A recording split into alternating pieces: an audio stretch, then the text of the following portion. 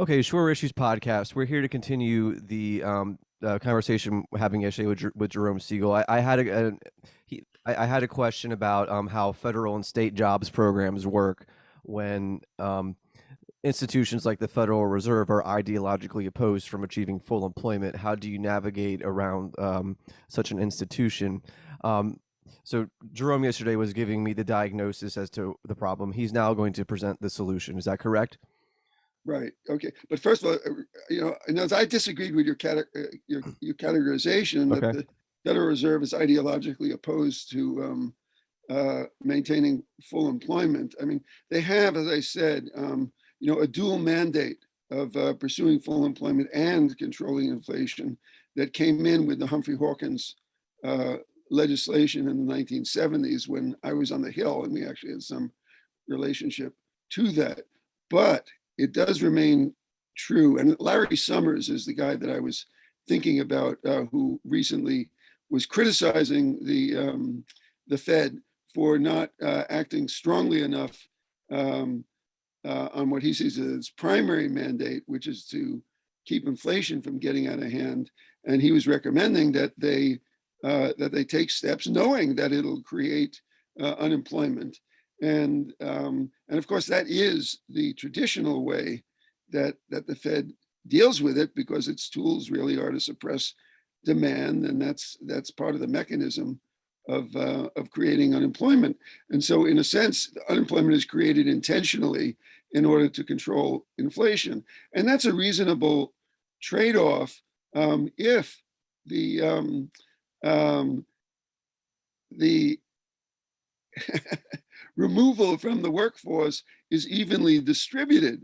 It's the distribution problem that's the heart of it. So imagine that we were all in this together, right? And we all operated as a big family. And we realized that, oh, hold it, we've got excess demand here, and we've got to cut back on our buying power. And so in order to do that, we're going to have to produce less. Collectively, so there's less money out there and so on. But rather than a tiny handful of people who are on the margins, both racially and economically, bearing the brunt of this, why doesn't everybody drop down 5%? Because that's, after all we create. We create 5%. A 5% increase in unemployment takes it from 4% up to 9%, which is catastrophic.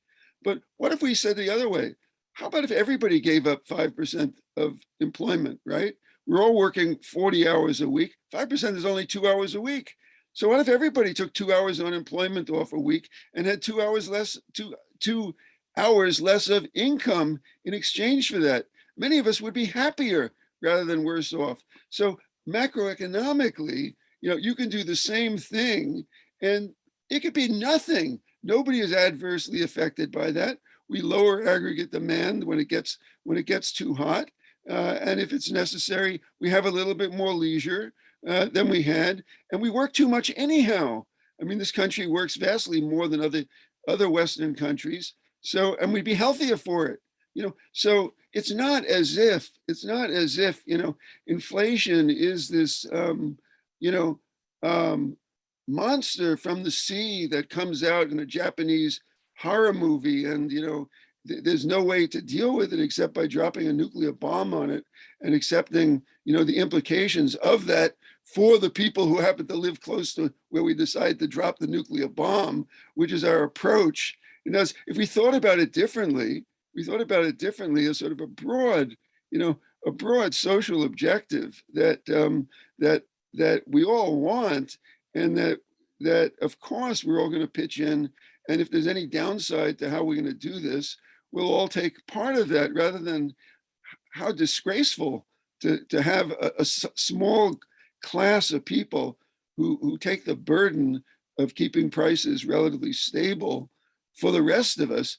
I mean, it's like another version of oppression. I mean, it's kind of like, it's sort of it's like macroeconomic slavery, essentially, in terms of how we distribute this thing. Because unemployment to the people who suffer it is a hell of a blow. It breaks up families. It breaks people's hearts. It destroys their self-confidence. It ruins their work habits. It lowers their status. I mean, it is no small thing. So, you get somebody like Summers casually saying, well, we have to bite the bullet. Well, he's not biting any bullet. He's never been unemployed one day in his life. And if you look at the fluctuation of unemployment rates by profession, you'll discover that, that in the worst of times, lawyers, experience what, 3% unemployment?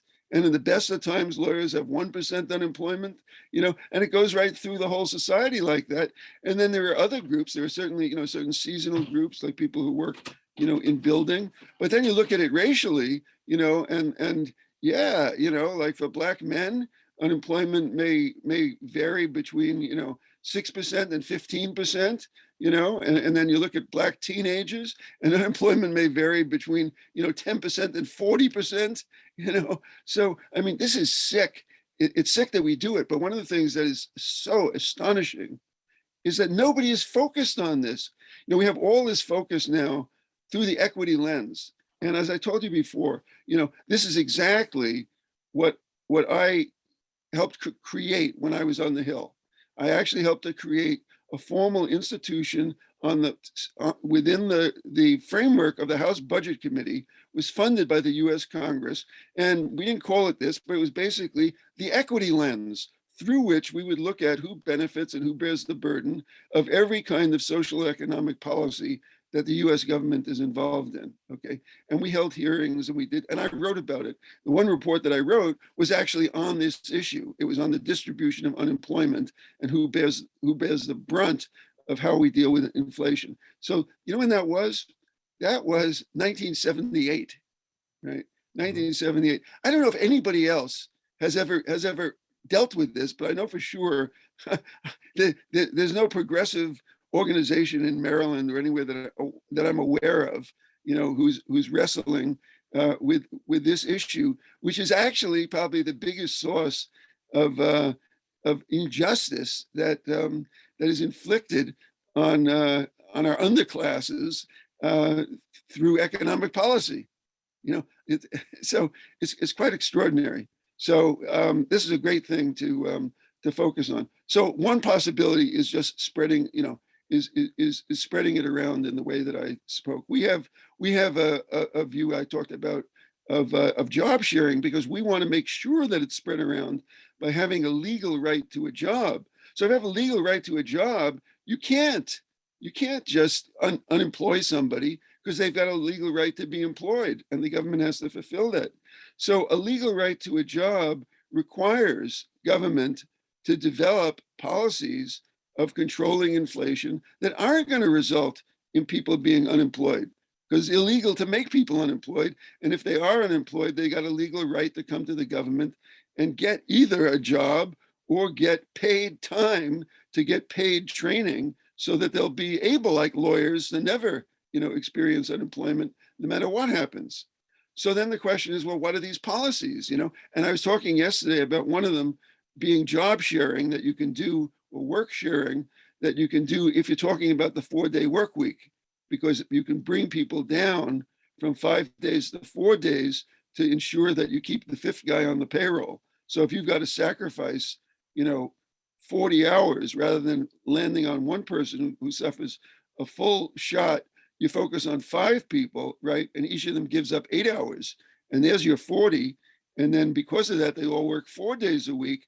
And then you use the unemployment compensation that would have gone to the one guy to, in fact, compensate everybody for the 8 hours that they took off. And unemployment compensation isn't 100% of your lost wages, but it's 50% of it. And what a deal, it'll be great. You go down from 5 to 4 on a temporary basis, and you get half pay for the day that you don't work. It's terrific, So that's there for the taking. It's absolutely there for the taking, and we could have done that during the pandemic. Could have done it during the pandemic, and European countries actually had some variant of that, maybe not even as clean as that. They had things where workers contribute to funds, rainy day funds. I think Argentina did, if I'm not mistaken. They have Pardon? doesn't Argentina had a temporary full employment program for some public infrastructures that they were You know, it developing? might. I don't know. I was thinking about. I know there are things in England and things in Germany that helped keep people on the payroll in the pandemic when we were, you know, you know, going to whatever it was, 25% unemployment because of the pandemic or in certain areas and so on. But it was all unnecessary, and it's unnecessary going forward. So that's a big tool, and it's part on the website. It's part of our discussion there of guaranteed basic employment, which is so much better concept, by the way, than guaranteed basic income, which, what's his name? Yang. Yang, he didn't invent it, of course, it's been talked about forever, Hmm. but he put it on the map because he was in the presidential debates. And now, it's a lot of people support it. But guaranteed basic employment is a much more powerful and much more doable. Guaranteed basic employment, in some ways, if you actually think about it, what he's talking about is giving everybody, let's say $12,000 a year. But where does that money come from, right? Ultimately, you've got to tax everybody $12,000 a year. But if you do that, of course, then it's nonsensical. You're just taking the money out of one pocket, sending it to the government, and the government gives it back to you, and you put it into your pocket. So for that to make any sense, really what you've got to do is have a class of people, even though you call it universal, you've got a class of people who don't get taxed the 12,000 that everybody's going to get. And then you've got another class of people who are going to be taxed 24,000 to compensate for those who don't put in. And then for it really to be meaningful, you've got to actually, have it be the case that some people really are being taxed, not 24,000, but 24 million to make it the case that most people, can get their 24,000. So that's great, except what is it?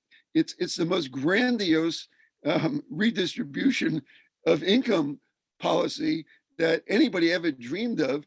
That may be wonderful. I mean, I may like it, but the amount of political power that you would have to have in order to do that is not what I'm talking about. That's what Lenin was talking about in 1917. So I mean, because so it's wild, and the real meaning of that has never really nobody's really talked about it. But that's really the real meaning. I don't even know if Yang understands it, but the real meaning of a viable universal basic income is a true political revolution in this country that essentially involves the taking of the wealth and income of the top 1%. And just I have leveling on my platform, but I'm not.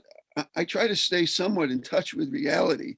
So if you want to propose, taking Bezos with whatever he's got, $80 billion, and bringing him down to $8 million, and we'll take almost everything he's got, and out of that we'll have a universal basic income for everybody else. I'm all for it. Let's see you put that in a bill.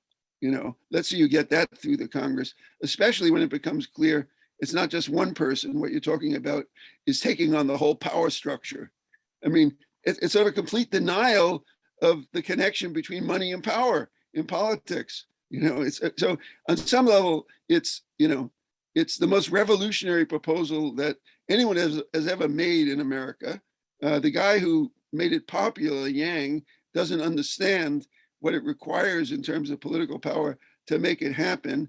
And I don't think anybody else does either, because we're doing these ridiculous experiments that are supposed to be testing it in different municipalities where they're giving out a few $1,000s without conditions to a group of poor people. And you know what? There's nothing new in that. It's actually a weaker version of the earned income tax credit, which has been doing that since the 70s. It goes up to $6,700 a year of a negative income tax that goes from the IRS to poor people to supplement the cash that they have in hand, has no controls on what they spend that money on, and is basically a variant of the right-wing economist Milton Friedman, who wrote about what he called the negative income tax, because his right-wingness wasn't that he hated poor people, he just hated government bureaucracy, and this was the way to do it without government bureaucracy. And Richard Nixon proposed it as the earned income tax credit, and it's the most powerful measure that we've got anti-poverty wise, beats anything that Lyndon Johnson proposed in the Great Society programs. And it's a perfect example. It's a perfect example of something that is what I would call, right-wing or even libertarian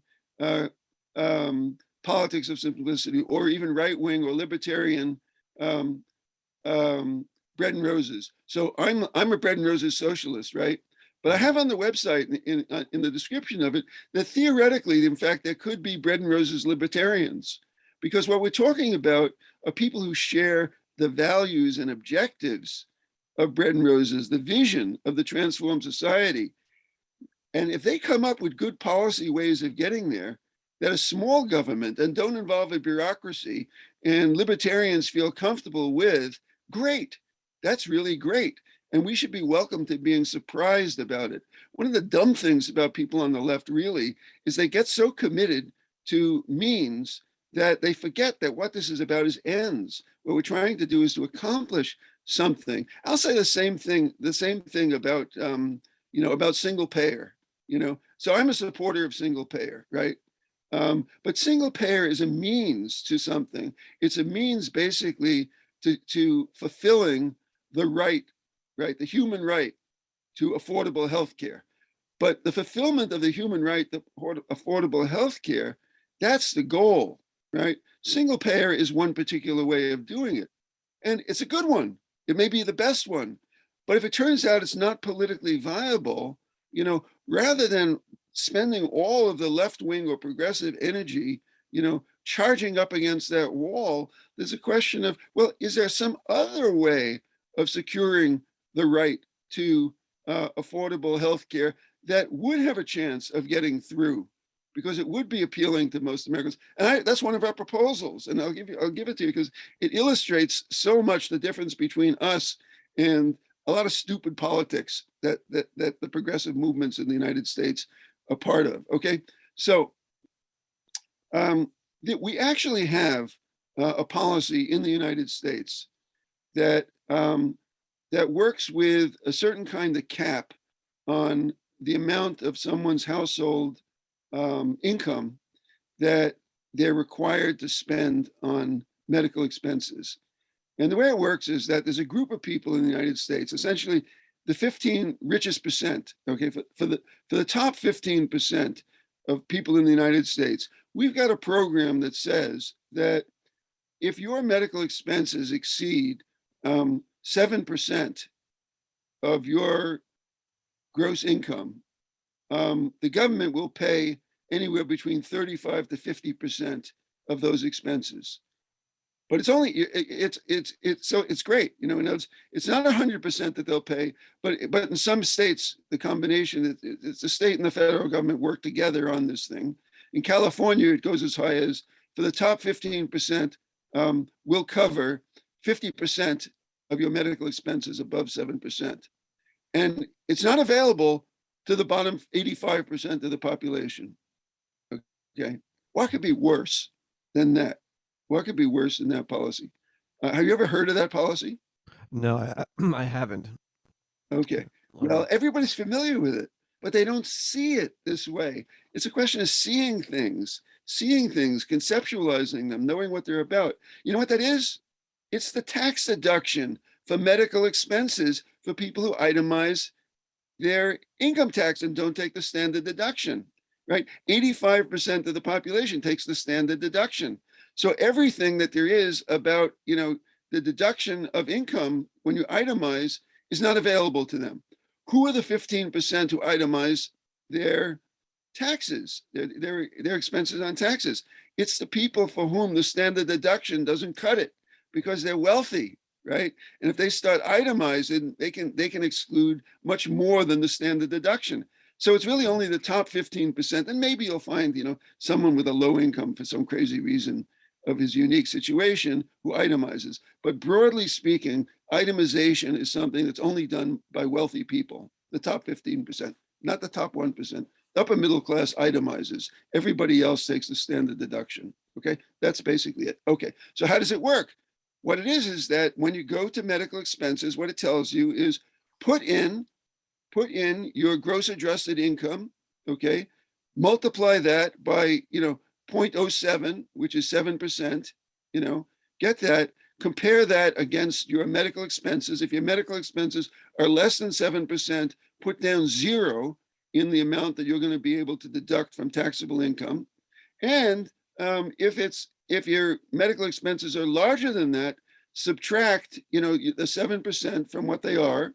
So let's say 7% is $7,000. Let's say you're making 100,000, and let's say you had $20,000 in medical expenses. So you deduct 7 from 20, and you get 13,000. So you put down 13,000, and then you add up that and the other expenses like on taxes you can deduct, and many donations and so on. You add up all of these things, and you go back to page 2 of your form.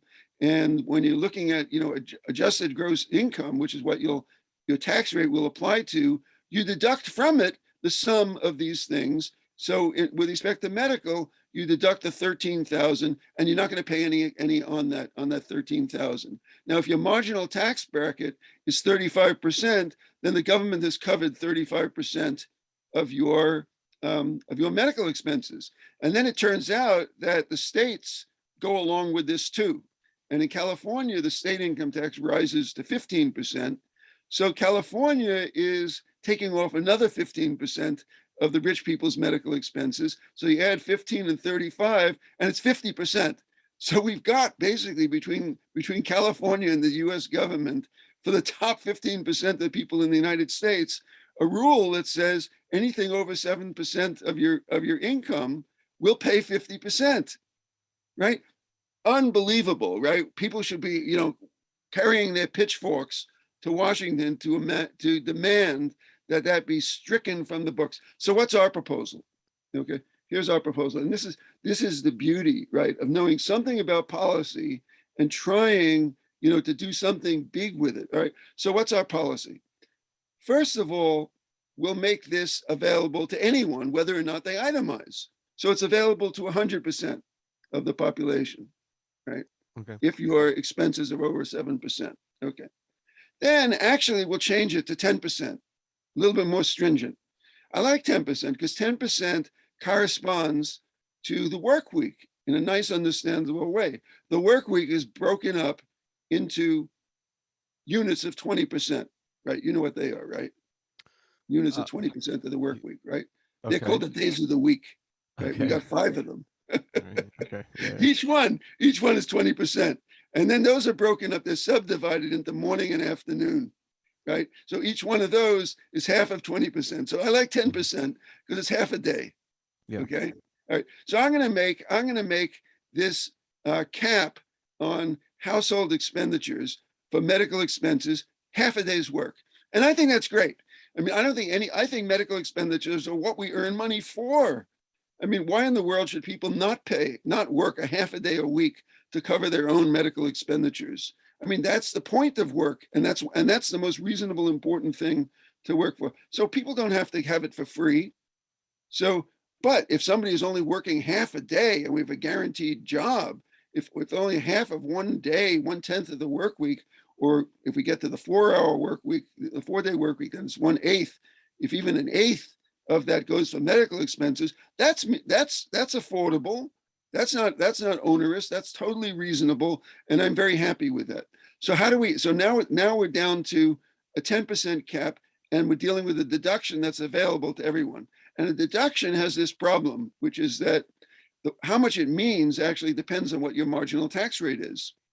You see, so if you're so poor that you're paying, you're not even paying taxes, because the standard deduction wipes your tax liability down to 0, or you're low income and your tax liability is only 10%, then this deduction might wipe out what you've got there, and mostly you'll still be, have your medical expenses. It won't do you any good. So what we do is two things. First of all, we make this credit refundable, right? So what that means is that, well, first of all, we make it a credit, right? So by making it a credit, and we make it 100% credit, by making it a credit rather than it's being applied to your tax deductions, as they were in the example that I gave, they come in at another point. After you've calculated the tax that you do, it's a credit against it. So you take your marginal rate, you run that against the income that you have to pay taxes on, which there's no deduction for health. So your adjustable income that you'll pay your health expenses on will be, in fact, 100% without any deduction for health expenses. You'll calculate your tax, but then there'll be a credit based on the amount of your medical expenditures of 100%, right? So if in fact you have, let's say $1,000 of tax that's owed, it's at that point that you'll apply the credit, right? And if your credit is, $13,000 of health expenditures, or in this case 10, you'll apply the $10,000 as a credit against your $1,000 tax bill, and your tax bill will go down to zero, right? Not only that, we'll make it refundable. If it goes down to zero and you've got $9,000 that didn't do you any good, we'll make that like the earned income tax credit. It'll be part of the check that the federal government sends to you at tax time. So our proposal is that we will make the medical expenditures 100% tax refundable credit for any expenditures over 1/2 day a week, right? And we'll do it through the tax system. It won't even be an appropriation. It'll be a form of tax cut. So when this is talked about, it'll be dealt with not by the Appropriations Committee, it will be dealt with by the Ways and Means Committee, which deals by taxes, and it'll be a Democratic Party tax cut proposal, right? It's to reduce taxes here by achieving fairness with respect to medical, okay? I actually, if I was in the Congress, I'd propose that tomorrow. And I bet you dollars to donuts that some form of that would pass. And some form of that actually would go a very, very large way to satisfying actually the fulfillment of the human right of to affordable health care. And we'll have done it, with Plan B without having to knock our heads against the wall over single payer and use up all our political capital and energy doing that against the grain of the maybe not well informed, but nonetheless views of most of the American public. So that's what we're about, okay? So it's utopianism. It's utopianism through simply better policy analysis. Okay, that's the hallmark of what we're about. And we've got, like a handful of, I would say, brilliant policy ideas for moving to utopia, because you got to realize what we're doing here bit by bit is we're transforming the relationship of everybody in the society to money, right? We're making it the case with a guaranteed basic employment that no one has the insecurity of unemployment.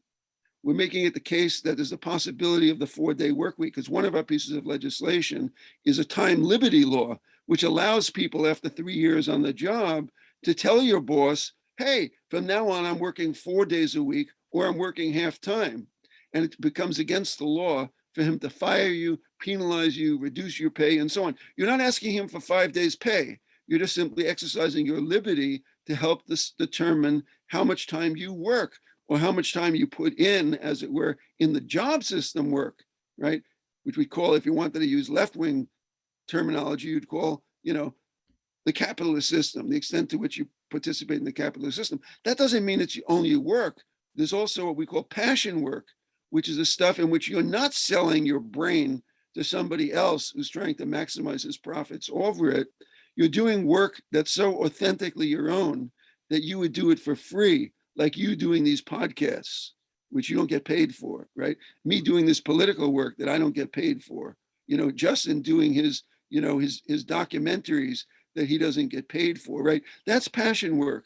That's work in which you fulfill yourself and you become yourself because yourself actually is in your work. That's who you are, okay? And so what we're about is this staggering utopian project of shrinking job system work by cutting back on days of the week, liberating days of the week, 10% at a time, right? And I think I talked already about how we can liberate 3/4 of a day through transportation sector and the Wuling Mini. If I didn't talk about that, A little bit. We you got talked to about hear the that. Wuling Okay. Mini. So you Yeah. can start combining this, what we can do in transportation, what we can do in medical expenditures, what we can do in housing, which I haven't talked about yet. All right. And you know where we are? Pretty soon we're clearly at the 3-day work week, maybe at the 2.5-day work week. Okay. When we're there, what it means is that let's say we're at the 3-day work week. Okay.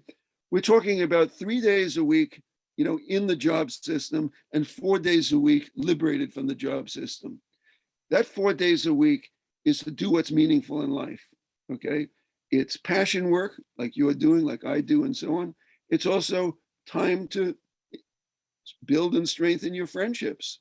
It's time to have a real relationship with your kids. It's time to deepen that love life. It's time to be out in nature. It's time to do everything that people have in mind when they see that bumper sticker. Nobody ever died wishing that they had spent more time at the office, which is the most universally acclaimed right-on bumper sticker. When you're in a traffic jam behind someone and you read that, that's when people, toot their horn. Okay. So everybody knows that, right? And nobody knows how to deal with that. Okay. There's no policy agenda for doing that. That's the bread and roses policy agenda. That's what Roses is about, right? Figuring out how to liberate us from too much time at the office so that we can do what's meaningful in life. And I did polling of Maryland Democrats just on this question in 2018 when I ran against that guy, Senator Ben Cardin. And we get to the foreign policy stuff, I'll tell you about, what, I mean, I tell you the truth, I despise him. Okay. I mean, in fact, in the time that's gone by since then, I mean, I voted for him many times because I just thought he was, and he's been in office. He was in office for 50 years when I ran against him, right? And he's from Maryland, and I voted for him as a senator. And I thought he was just another progressive senator, And this guy, when he got into the Senate, he wasn't this way in the House, as best I know. When he got into the Senate, I think it has to do with how did he get the money to beat another congressman in there, but I can't prove it. But that's sort of my hunch. It would be great if somebody tracked down where did his campaign funds come from in his first run for the Senate. Okay, but I believe he was an APAC candidate because when he got into the Senate, he became the APAC water boy, right, and the water boy for the Netanyahu government. And there's some reason why suddenly people in Arizona were contributing to the campaign of an unknown congressman from Maryland when he was running for the Senate. And I think that this was the reason.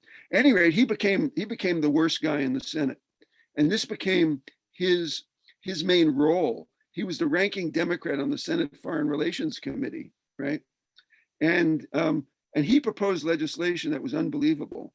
I mean, he proposed a legislation that would have made it a felony for anybody to exercise their civil liberties to boycott Israel for its settlements in the West Bank if that boycott was inspired by the United Nations.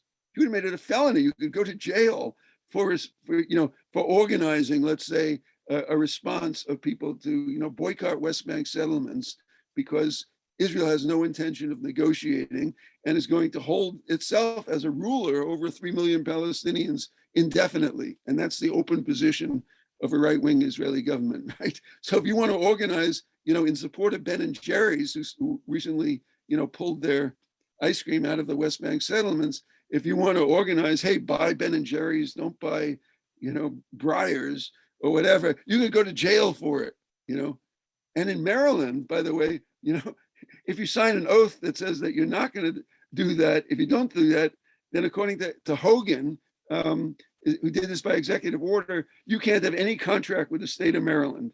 You have to actually sign that. And guess what?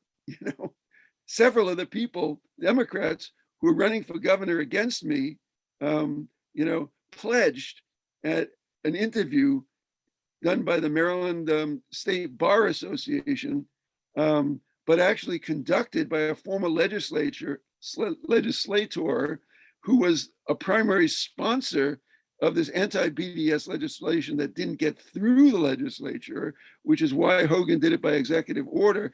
He asked every candidate in these hour-long interviews, not just their view. He said, "Do you pledge to reinstate, or not to reinstate, to continue Hogan's anti-BDS executive order if you become governor?" You know what?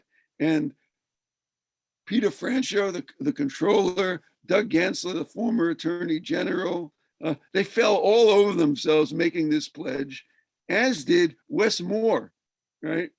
Who has, believe it or not, and it really is, believe it or not, a master's degree in international relations. Truly, truly insanity. These other people know nothing about foreign affairs, which is part of what I was going to get onto, which is, why you might want to have, as a governor, someone who in fact does understand something about the world. But then you've gotten Wes Moore, presumably someone who does, but I don't know for what reason, except maybe he's been endorsed by someone named Susie Turnbull, who was actually in the Jewish community one of the main forces in pushing this anti-BDS legislation through state legislators throughout the country. So she's one of his endorsers. So maybe that's part of why he is where he is. I don't know the explanation. It's just you never know in politics, but you see these things.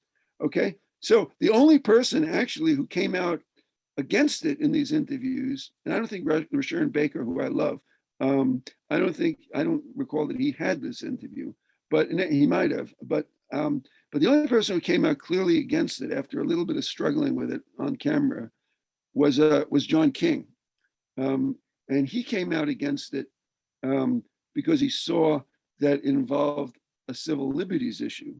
He stated right away that he very much opposes BDS, right? But he said there's a civil liberties issue. He didn't spell it out, but the ACLU, of course, has gone to bed on this and has.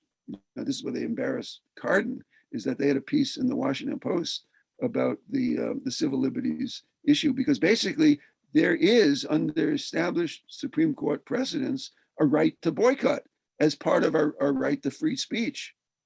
And essentially what these things are is using the power of the government to prohibit people from exercising their right to boycott. And so from the ACLU point of view, this is a slam dunk. And they have actually won some cases. I don't know if they, going to the Supreme Court is always dicey when you have right-wing court. But in terms of, the logic of First Amendment jurisprudence, this is pretty straightforward. So there you had the former Attorney General of Maryland, Doug Gansler, not even noticing that there's a civil liberties issue involved here. Yeah. And then you had Peter Franchot talking as if he never even heard of the Palestinians, just gushing over how wonderful Israel is, thinking that we're like back in 1948, or 47 or 35 or whatever. And we're just talking about, how great it was if the Jewish people had a state. And I'm with that. I mean, I am not opposed, to the Jewish people having their own state. And I love Israel. And I thought of moving to Israel, because in many ways, Israel is great. It's a much more vibrant, interesting culture than anything in the United States, let me tell you. And it's beautiful. It's a Mediterranean coastline city with mountains and so on. I mean, it's like Costa Rica or Morocco in terms of the diversity that you've got there. And it's in the Middle East, which is the most interesting place in the world, And so it's the heart of everything. And maybe I should have gone there. I thought about it seriously, 20 years ago and longer. So I love Israel in one sense, but boy, am I a critic of the right wing and the religious right and the settler movement and the distortion of Judaism that's involved in cloaking, this land grab with biblical stuff and drawing on some of the worst stuff in the Bible. In the Bible, and I wrote a book on the Bible. I mean, I'm getting off here and all sorts of tangents, but it's interesting. So I wrote a book on the Bible, right? It's called Joseph's Bones, the understanding the struggle between God and mankind in the Bible. And one of the things that happens in the Bible is this incredible speech by, and my book is the Bible, it's in the Bible as literature genre. And in the Bible as literature genre, we've got no problem in referring to God by the name that he has in the written Bible, which is roughly pronounced Yahweh, which the distortion is Jehovah. So when you hear Jehovah, that's actually another way of talking about the name that God has, these vowels that Orthodox Jews won't pronounce, and they'll put in some other word to say to avoid saying that, like Hashem, and so on. But in any event, in my book, I call attention to one particular speech that God gives to the Israelites. And it's extraordinary because it's right out of what would be a Palestinian pamphlet today. And he says to them, I'm giving you the promised land, right? Which is Palestine, historic Palestine, right? And he says, but you didn't plant these olive trees that grow there, and you didn't build these walls that are there. Essentially saying to Golda Meir, and this is God, this is Yahweh in the Bible, saying to Golda Meir, this is not a land without a people for a people without a land. This is a land with a people for a people without a land, my people. And what I'm doing is I'm taking their land away from the inhabitants, the Canaanites, and giving it to you. And boy, you better toe the line or I'm going to take it away again. That's the logic of it. And that's the explanation. What's so amazing about the Bible is that the Bible has a theory of international relations, right? God tells them, if you don't follow my law, and Moses told you what that law is, right? If you don't follow it, what's going to happen? You know what's going to happen? Something in the sphere of foreign relations. What's going to happen is I'm going to take an empire that's east of here, and I'm going to march them to Palestine. And they are going to break your back, and they're going to put you into captivity, and they're going to take you away to Babylon and enslave you there. Okay? Mm-hmm. And oh my God, in Deuteronomy, it's laid out, and it's also in I think it's also in Numbers, or maybe Leviticus. But there are two descriptions of what's going to happen in the siege that the Israelites are going to suffer at the hands of this foreign power that's going to come to take away their land, because that wasn't theirs. That was given to them conditionally. That was a land of somebody else before they got there, right? And he describes what's going to happen in that siege. And it is unbelievable, right? In the description in the Bible of that siege, he describes how people will be so stricken with hunger that mothers will eat their children, right? It is the most graphic. And if Santos was told, that idiot that we've got down there in Florida as the governor, right? If he was told, hey, there's a book in the public libraries that talks about a war scene in which mothers eat their children, right? Do we really want to have public money spent on having in the public libraries in Florida a book that can freak out and give nightmares to our children if we read it? And Santos would immediately introduce legislation that says, this is a version of pornography. So any book, visceral pornography that'll give nightmares to our Christian children, so we hunt through the libraries, find that book. I know it's not Mouse, I'm not sure what it's called, but find that book that talks about mothers devouring their children and get it out of the library. So that will go straight through the Florida legislature, because that's filled with people who used to say things like, what do we need foreign languages for? If English was good enough for Jesus, it's good enough for me, right? That was the mind, of the Florida legislature years ago, and I don't think it's too different from it today. Okay, so they'll pass this into law, and Santos will sign it, and then they'll send in the accountability board, right, to find this book. And they'll come in and they'll say to the librarians, what's the name of that book? That book that talks about mothers eating their children, right? And librarians will say, I never heard of it. I sure we don't have that book in the library. And they'll start looking through books, you know. Is there a Bible in the in public school libraries though? Do they have what? Bibles? Well, I'm not talking about public schools. I'm talking about all the public finance libraries Okay, in Florida, I see. right? Okay. And yes, the Bible is in all of those things. Okay. So they won't know what book we're talking about. And then so they'll come to me as, Joseph Bones author, and I'll say, psst, it's called the Bible. So then what'll happen? And I don't know, but he'll be at least humiliated.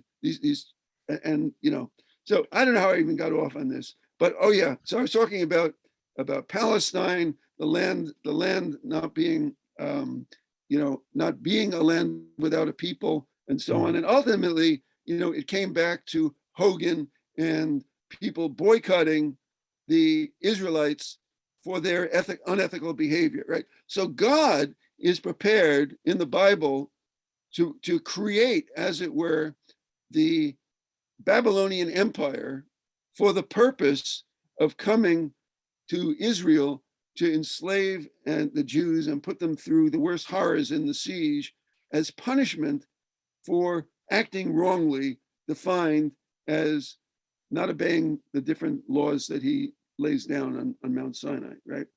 So our faith and historic tradition is that Israelites get punished for unethical behavior, right? That's the theory of history, right? Okay, so if you've got some person in Maryland who may or may not believe that this is what causes foreign policy in the 21st century, but says, look, I like this idea that people have to be held accountable. And if Israel is going to oppress the Palestinians indefinitely and not go for a two-state solution and build all these settlements, then I'm going to boycott Israel, or I'm going to call on companies to boycott Israel. They won't. I'm not saying that they have to eat their children, but we don't have to eat ice cream that's made in Ben and Jerry's there. So that'll be the penalty that we'll impose on them. No Ben and Jerry's ice cream. Okay, you can eat everything else, food. You still can't eat your children, but you can eat everything else. But no Ben and Jerry's ice cream. That's the punishment, right? And then we've got Hogan saying, "Not on my watch. Not on my watch. You can't do a contract with the state of Maryland if they can't eat Ben and Jerry's ice cream." And then you've got Ben Hogan, what's his name? Ben Cardin. Ben Cardin saying, can't do business with the state of Maryland. Come on, that's not the penalty. We're going to put you in jail. This will be a felony. And then you've got the American Civil Liberties Union saying, what happened to the Constitution? And then you've got me running the Ben or Jerry's primary against Ben Cardin. I become the first person in American political history to challenge some AIPAC water boy on the Israeli-Palestinian issue, right? And I'm primarying him in the Senate, right? And what do I find in Maryland, right? I find that there's not one progressive organization in Maryland who's holding an endorsement process for who to support in the Senate primary. Unbelievable. It's not just they're not concerned about this issue, they don't seem to be concerned about anything that happens in the Senate. They're focused on the governor's race. They're all beating their chests with pride about how they're more engaged in electoral politics than they've ever been before in the history of their thing. And look at the endorsement process that they're doing. And all these candidates are showing up and filling out their questionnaires and, having these forums and so on. And it's all over, whether Ben Jealous or Rashern Baker is going to get the nomination to run against Hogan. It's all the primary. And it comes to whether or not Ben Cardin should get the nomination, and they could care less. And people in Maryland don't even know that Cardin is up for re-election because the media, the Washington Post in particular, and the Baltimore Sun also have no interest in who's senator from Maryland. And you know why? because they take it as a done deal that it has to be Cardin. They take it that no one can threaten him. And if no one can threaten him, then there's no news. The fact that the first time in American political history, he's facing a primary because of Israeli-Palestinian thing, in the eyes of the Washington Post, is not a news story. It's only a news story if I have the possibility of beating him. But if I'm showing up in the polls with 3% of the vote or 4% of the vote, and Chelsea Manning is showing up as 5% of the vote, the only story we'll write about is the story about Chelsea Manning, and she had no platform, so it won't be about this issue, but she's a big name. So the only coverage that the Washington Post will give to the Senate primary is to talk about Chelsea Manning and remind people about, who she is and so on. But as far as the issue that I'm raising, it's the first time, and if this issue got out, right, it would have been a national issue. Everybody concerned with the Israeli-Palestinian conflict would have been concerned with this. And there's a guy in Israel, a columnist named Gershon Baskin, who writes about this in the Jerusalem Post as the most important election in the United States is this primary. And the Palestinian newspaper, Al-Quds, for the first time in its history and in the history of the Middle East, a Palestinian paper or an Arab paper endorses someone in an American primary, and they endorse me in this primary. None of this is a story. The only story that gets written in the United States about this is one story in The Nation magazine, and it has the heading of, Senator Cardin is a hawk. Will Maryland voters make him pay for that? It's not a bad story. I had my problems with it. I thought it was on the one hand, on the other hand, a little bit when it came to me, and they characterized me as having an irascible personality and blah, blah, blah, and so on. They talked about my fight with J Street, which is another disgrace. You know about J Street? No. J Street is big now, alternative to Apec on Capitol Hill, right? It's another way of being pro-Israel by being pro-peace, right? And I supported it. I belonged to J Street. But I started another organization, when it was difficult to do that. In 1989, I started the Jewish Peace Lobby, right? This is right after my trip to Tunis, when I was the part of the first US delegation to go to, a Jewish delegation to go to Tunis and start talking with the PLO about maybe they would recognize Israel's right to exist and negotiate with Israel and change their views about whether or not, they could live at peace with Israel, whether or not Palestinian nationalism always had to be committed to trying to destroy the Jewish state. If they got a state of their own, could they live with it? And they did that. That's what they did in '88 in the Palestinian Declaration of Independence, which I was very, very involved in. And my new book is about that. I have a new book on this that's coming out in 2 months. Okay. So in any event, J Street came along during the Obama administration, when the two-state solution and negotiating with the PLO and so on was not only, not radical and hard, it was official American government policy and official Israeli government policy. There already had been, negotiations with the PLO and Israel since, 1993, way before Obama came in, way before, and the embrace of the two-state solution. So when everything is right and right, there comes along J Street, which is great, and it sets it up as an alternative to AIPAC, because you still need that counterweight, because you still have goons like Ben Cardin, carrying AIPAC's crazy legislation, which not only included felonizing boycott, he put in legislation that would make it formal American foreign policy for the United States to veto in the UN Security Council any resolution that involved Israel. It was like, we don't have to worry about it. Just be automatic American veto to basically make the Security Council a place that could not deal with Israel, essentially to disempower the Security Council, put a circle around one country and say, that's the promised land, and we promise that the Security Council will never do anything critical of Israel. So we're putting in place a policy to veto, we'll exercise our veto to exempt Israel from the scrutiny of, the United Nations Security Council. This has been Cardin. This is this, character, that we thought of. And then he becomes, believe it or not, he becomes one of only 4 Democrats. One of the others was Joe Manchin, and one of the others of the 4 was what's his name? Chuck Schumer. Charles. What's his name? The Schumer. leader in the Senate. God, I must hate these people so much I can't Chuck remember. Schumer, right? Chuck Schumer. Yeah. Chuck Schumer, horror story Chuck Schumer, when it comes to this issue, disgraceful guy who characterizes all opposition to Israel as anti-Semitism, and caused the APAC convention to come to its feet when he says, and you know why they do this? You know why they attack Israel in the UN? Pause, pause, pause. Anti-Semitism, he screams out at the top of his voice, and all these 20,000 APAC clones rise to their feet, clapping, clapping, clapping, just as they clapped for Nikki Haley when she played the same card, the fundraising card, in front of these, uninformed, idiotic American Jews who are committed to defending Israel and don't understand that we're not in 1948.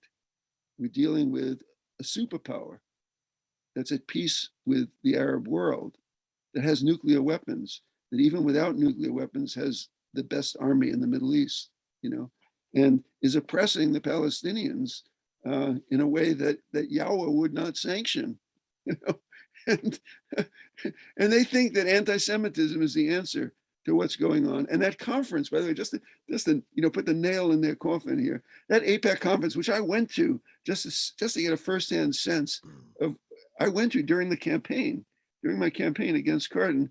I purchased, whatever it was, $50, a ticket to go to the APEC conference just to understand firsthand, what goes on there, right?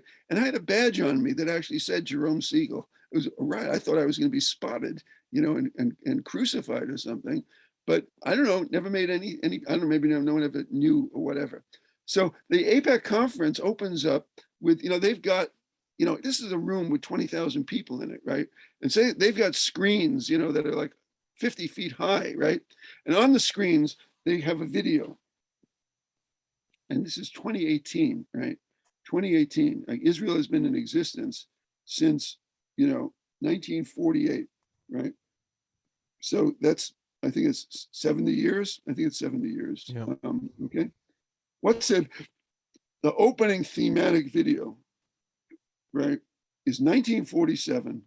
And it shows a group of Israelis gathered together, all trying to listen in on a crystal radio that someone has that is live connection to the vote in the General Assembly on the petition resolution about the division of Palestine into 2 states, one Arab and one Jewish. And it was this most dramatic thing. Absolutely. And this was finally, the UN took up the Israeli-Palestinian issue after Britain threw up its hands after decades of efforts at negotiations that failed. Okay. And I'm very involved, and I discussed all this in the book and so on. Okay. So, but so it's this incredible dramatic thing. And they've got this dramatic footage of Jews in what was called the Yeshua, that's not yet Israel, it's the Jewish community in Palestine, seeking to have a Jewish state, listening to whether or not the United Nations will give them the authority to declare independence, which is in the petition resolution. So we know, and a map, the exact boundaries of it. It's not just a one-page thing, like a 20 or 30-page peace plan for dividing Palestine with a union between the 2 states. They call it economic union, but a whole set of institutions for the 2 states to be economically interrelated with unique powers for this body that will integrate the two separate states. So this is being shown at APEC, and they show them hearing the final vote that secures a 2/3 majority for the division into an Arab and Jewish state. And they go wild. And then the next scene are young people in Tel Aviv dancing the hora in celebration, this circular Jewish folk dance to this wonderful, inspiring music. Okay. And it is deeply emotional, right? And this is what they play 70 years later as the theme in the APEC conference, to mush it all together. And this is happening, in 47, This is happening 2 years after the Holocaust, right? So, they could as easily as a backdrop to Schumer's, its anti-Semitism, they could have had the scenes of the death camp playing in back of him on these 100-foot videos. This is essentially, the psychic mind control that goes on and that he plays into it. So at any rate, Schumer, Ben Cardin, Joe Manchin, and a fourth person I'll have to look up, become the 4 Democrats who vote with all the Republicans against Obama's nuclear deal with Iran. Unbelievable, unbelievable. And when I polled Maryland Democrats on, do you know how Ben Cardin voted on the nuclear deal? It turns out most people think he voted yes for that. The few that's a number say they don't know. And a large percentage, only 13% knew that he voted no. And a large percentage, probably 3 times that, believe that he voted yes on the nuclear deal.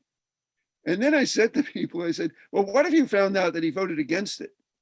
And what if you came to believe that the reason that he voted against it was that he thought that if there was no nuclear deal with Iran, because Iran would be getting closer to nuclear weapons, the United States would launch an attack on Iran's nuclear facilities. After all, we had just wiped out Iraq under Saddam. And the Israeli view, certainly the view of Ariel Sharon, was good war, wrong target. You should have gone after Iran, not Iraq, for all sorts of reasons, but because the real weapons of mass destruction program, its future was in Iran. Saddam, who didn't have that. So, and Secretary of State Kerry told us subsequently that Netanyahu was regularly pressing him to go to war against Iran. That was the agenda.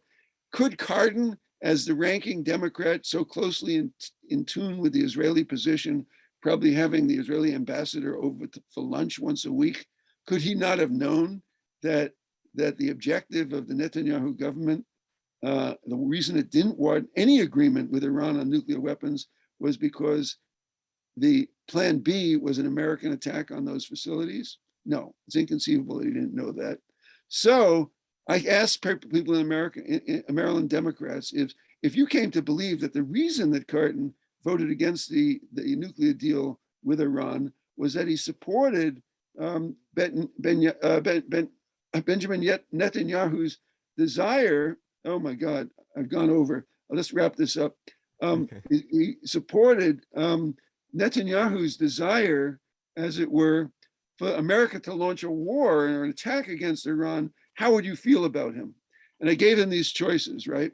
Well, 30% of Maryland Democrats said, I would never vote for Ben Cardin again, no matter how good he was on every single issue. 30% would take that as a defining issue that for the rest of Ben Cardin's career, they would never vote against him. And another huge number of people, right, said, that they'd be dumbstruck, So here I am running against him. And I'm trying to make this known to people. And the press won't cover it. The progressive organizations in Maryland won't cover it. And J Street, who I was talking about before, ends up inviting Cardin to be a keynote speaker at its conference and won't allow me, who's a member of J Street, to even speak at the conference, right? And when I go to the conference to give out leaflets, they at the hotel, they get the hotel security down on me to prevent me from giving out leaflets. And I paid in order to thwart this, right? I pay to rent a room in the hotel, so at least I have a presence there that I've bought. And I want to get into at least hear Cardin live, right? And they try to physically prevent me from hearing Cardin live. They try to talk me out of the room so that because you know what they're afraid of? They're afraid that I will interrupt his speech and demand that I get an equal time as someone who's running against him in the primary and humiliate them as preventing, as it were, a member of their own organization and the originator of the Jewish peace lobby who did what they're doing when it was courageous to do it back in 1989, not when it was US and Israeli policy, that they won't let that guy onto the stage. And, I don't know what it would do to their membership, but it's a chandra. I mean, that's a scandal. It's a scandal, right? Mm. And they're afraid that I will announce that and reveal that live, and who was on the stage with Cardin when he was there to speak? Bernie Sanders. And I'm pleading to Bernie, endorse me, Bernie, and I will have a chance to defeat Cardin. And I say to Bernie, whatever it is that you think you're going to do in the Senate, if you endorse me, we'll kneecap together, we'll kneecap AIPAC, and that'll do more to your Israeli-Palestinian agenda by kneecapping him through my primary than anything that you can possibly get through the Congress as a legislator. So think outside the box, Bernie. Mm-hmm. No response. No response. Okay. At any rate, I'm 20 minutes into somebody else's Zoom. I don't know if I've lost it. I got to go apologize. But this is great. This is great. I've said things to you that I've never said before out loud to anyone. And so we've got to save this because I'll probably never have another occasion to let loose on this stuff. Yeah, no, we can do more in the future. Like I said, if you wanted to do like some more like some JCP, like what's going on with JCPOA, what's going on with the new violence. Well, even on this, I want to talk about Ukraine and how the decision that we made on the gas holiday undermined the possibilities of Maryland playing a role with Ukraine. And it goes to why we need a governor who knows something about foreign policy, because Maryland made itself the first state to exercise this gas holiday. And I don't want to get into it now, but I'd like to talk. But could you send the copy of today's stuff to Justin? Yes. Yeah, I'll send you all the links. I have a copy too. Yeah, and I'll probably give you Google Drive links of the raw files. Yeah, thanks so much. I'm sorry that I have to run. No problem. Yeah. All right, so what's your website real quick before you get out? The website is segalforgovernor.org. My email you have, it's Jerome at jeromesegal.org. Yep. All right. Okay. Thank you so much again, Jerome Segal. Okay.